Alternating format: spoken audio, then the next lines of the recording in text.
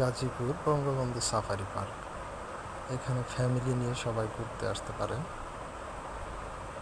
এখানে বাঘ দেখা যায়, কালো ভাল্লুক, সিংহ, জিরাফ, জেব্রা, এছাড়াও আরও বন্যপ্রাণী, পশু পাখি, কচ্ছপ, সাপ এবং সুন্দর বসার মতো পার্ক, পুকুর সবই আছে। আর ফ্যামিলি নিয়ে ঘুরতে ইচ্ছুক তারা এখানে ঘুরতে আসতে পারেন, ঘুরে যেতে পারেন।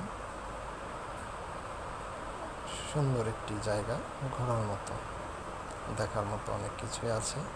এটা বাংলাদেশের সবচেয়ে বড় safari park, Bangabandhu safari park.